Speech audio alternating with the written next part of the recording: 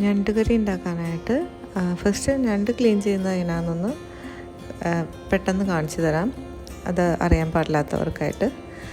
കുഞ്ഞ് കാലുകളും പിന്നെ പുറന്തോട് പൊട്ടിച്ച് കഴിഞ്ഞിട്ട് അതിനകത്ത് ഒരു ഭയങ്കര സ്പഞ്ച് പോലത്തെ ഒരു സോഫ്റ്റായിട്ടുള്ള നാരുകൾ പോലത്തെ ഇത് രണ്ട് ഭാഗത്തായിട്ടുണ്ടാവും. അത് ക്ലീൻ ചെയ്യണം. ബാക്കിയെല്ലാം നമ്മൾ കുഞ്ഞു കാലുകളൊക്കെ എടുത്ത് കളയുകയാണ് ചെയ്യാറ്. അത് ഉപയോഗിക്കാറില്ല. വലിയ കാല് മാത്രമാണ് എടുക്കുന്നത്. അത് പൊട്ടിച്ചെടുത്തിട്ട് 2 പീസാക്കുക.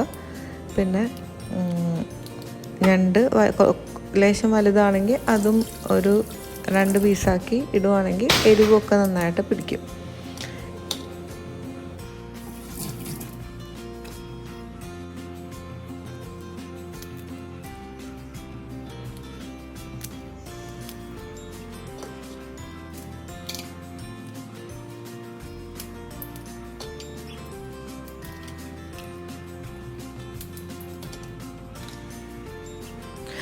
ഇങ്ങനെ കഴുകി വൃത്തിയാക്കിയ ഞണ്ട് ഒരു വായവട്ടമുള്ള മൺചട്ടിയിലേക്ക് മാറ്റി 2 ഗ്ലാസ് വെള്ളം കൂടെ ഒഴിച്ചു കൊടുത്ത് 1.5 ടീസ്പൂൺ ഉപ്പ്. 1 കിലോ ഞണ്ടുണ്ട്, അതുകൊണ്ടാണ് ഞാൻ 1.5 ടീസ്പൂൺ ഉപ്പ് ഇടുന്നത്. സാധാരണ ഞണ്ടിനൊന്നും അധികം ഉപ്പ് ചേർക്കേണ്ട കാര്യമില്ല. അത് ചേർത്ത് കൊടുത്ത് നമ്മളൊന്ന് ഫ്ലെയിം ഓൺ ചെയ്ത് ഒന്ന് തിളപ്പിക്കാൻ വയ്ക്കുക. ഒരു ബ്ലൂ കളർ മാറി ഒരു പിങ്കിഷ് ഓറഞ്ച് കളറൊക്കെ ആവുമ്പോൾ നമുക്ക് മനസ്സിലാവും അതൊന്ന് വെന്തിട്ടുണ്ടെന്ന് മനസ്സിലാവും. അപ്പം ഇപ്പോൾ ഇതൊരു പിങ്കിഷ് ഓറഞ്ച് ആയിട്ടുണ്ട്. നമുക്ക് ഫ്ലെയിം ഓഫ് ചെയ്യാം. ഇനി മസാല തയ്യാറാക്കാനായിട്ട് ഒരു 25 ചെറുള്ളി, 1 കൂടം വെളുത്തുള്ളി, കുറച്ച് കറിവേപ്പില, ഇത് നന്നായിട്ട് ചതച്ചെടുക്കുക.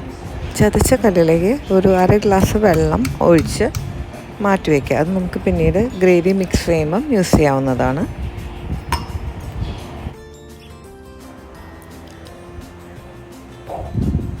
മൂന്ന് ടീസ്പൂൺ മല്ലിപ്പൊടി, കുരുമുളക് പൊടി ക്രഷ്ഡ് ആയിരിക്കണം, ഫൈൻ പൗഡർ ആവരുത്, ഒരു 3 teaspoon, 1 teaspoon garam masala, 2 teaspoon മുളക് പൊടി, 1 ടീസ്പൂൺ മഞ്ഞൾപ്പൊടി.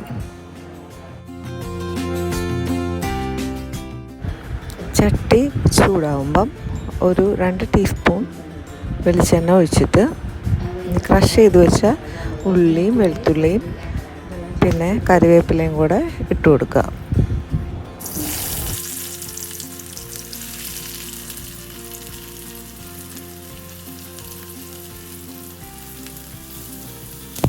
ഫ്ലെയിം കൂട്ടി വെച്ചിട്ട് ഈ ഉള്ളിയും വെളുത്തുള്ളിയും കറിവേപ്പിലയും ഒന്ന് വഴറ്റിയെടുക്കുക.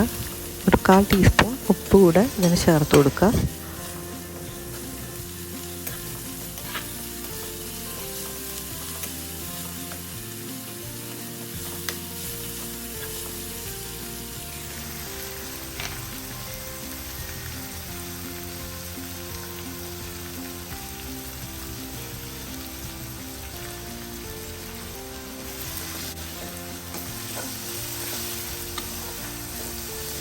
വളരെ നന്നായിട്ടൊന്നും വഴന്നു വരേണ്ട കാര്യമില്ല.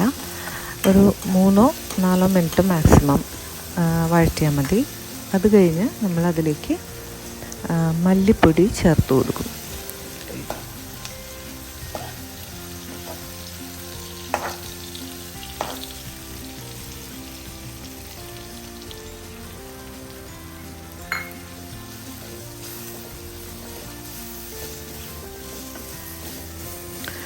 മല്ലിപ്പൊടി ചേർത്തിട്ടൊരു 15 സെക്കൻഡ് വഴറ്റിയ ശേഷം നമ്മളതിലേക്ക് മുളക് പൊടിയും മഞ്ഞൾപ്പൊടിയും എടുത്ത് വെച്ചത് ചേർത്ത് കൊടുക്കും. അതും ഇതുപോലെ ഒരു 5-10 സെക്കൻഡ് ഒന്ന് വഴറ്റുക. പിന്നെ നമ്മൾ ക്രഷ് ചെയ്ത് വെച്ച കുരുമുളക് പൊടിയും ഗരം മസാല കൂടെ ചേർത്ത് ഫുള്ളായിട്ടും ഒന്ന് നന്നായിട്ട് വഴറ്റി ഒരു 30 സെക്കൻഡ്സ് വഴറ്റി എടുക്കും. എന്നിട്ട് നമ്മൾ ഫ്ലെയിം ഓഫ് ചെയ്യും. ഈ പൊടികളൊക്കെ ചേർത്ത് കൊടുക്കുമ്പോൾ ഫ്ലെയിം വളരെ ചെറുതായിട്ട് വേണം വെക്കാനായിട്ട്, അല്ലെങ്കിൽ മസാല പൊടികളൊക്കെ കരിഞ്ഞു പോകും, അപ്പോൾ ടേസ്റ്റ് ഉണ്ടാവില്ല. അടുത്തത് നമ്മൾ വേവിച്ച് വെച്ച ഞണ്ടിൻ്റെ ചട്ടി എടുത്ത് അടുപ്പത്തേക്ക് വയ്ക്കും. എന്നിട്ട് ഈ മസാല മൂപ്പിച്ച് വെച്ച മസാലയൊക്കെ ഈ ഞണ്ടിലേക്ക് ചേർത്ത് കൊടുക്കും. പിന്നെ നേരത്തെ നമ്മളൊരു കല്ലിൽ ഇത്തിരി വെള്ളം ഒഴിച്ച് മാറ്റി വെച്ചില്ലായിരുന്നോ, ആ വെള്ളം കൂടെ ഈ ചട്ടിയിലേക്ക് ഒഴിച്ച് അതും ഈ കൂട്ടത്തിലേക്ക് ഒഴിച്ചു കൊടുക്കും. ആവശ്യമാണെങ്കിൽ ഒരു 1/2 ഗ്ലാസ് വെള്ളം കൂടെ ചേർക്കാം. ഞണ്ടെല്ലാം ഒന്ന് മുങ്ങി ഇരിക്കണം അരപ്പിൽ. ആ ഒരു പരുവത്തിൽ വേണം നമ്മൾ വെള്ളം വെക്കാനായിട്ട്. ഇങ്ങനെ നന്നായിട്ട് ഇളക്കി യോജിപ്പിച്ച് മസാലയൊക്കെ ഫുള്ള് മിക്സായി വരെ നമ്മൾ ഇളക്കി കൊടുക്കുക. എന്നിട്ട് നമ്മളൊരു മൂടിയിട്ട് മൂടി വയ്ക്കുക. ചെറിയ തീയിൽ വെച്ചിട്ട് അത് വേവിച്ചെടുക്കുക. അപ്പം മീഡിയം ഫ്ലെയിമിൽ വെച്ചിട്ട് വേണം നമ്മളിത് വേവിച്ചെടുക്കാൻ. ഈ അരപ്പൊക്കെ ഒന്ന് കുറുകി ഞണ്ടിൻ്റെ അകത്തേക്കൊക്കെ പിടിച്ച് നല്ലൊരു എല്ലാം കൂടെ ബ്ലെൻഡായിട്ട് വരണം. അതുവരെ നമ്മളൊന്ന് ചെറിയ തീയിൽ വെച്ചിട്ട് ഇടയ്ക്കിടയ്ക്ക് മൂടി തുറന്ന് ഇളക്കി കൊടുത്ത് കൊണ്ടിരിക്കുക. അപ്പോൾ ഈ വെള്ളമൊക്കെ ഒന്ന് കുറുകി നല്ലൊരു റോസ്റ്റ് പരുവാകും. പെരളൻ പരുവത്തിലാവുമ്പോൾ നമുക്ക് ഫ്ലെയിം ഓഫ് ചെയ്യാം.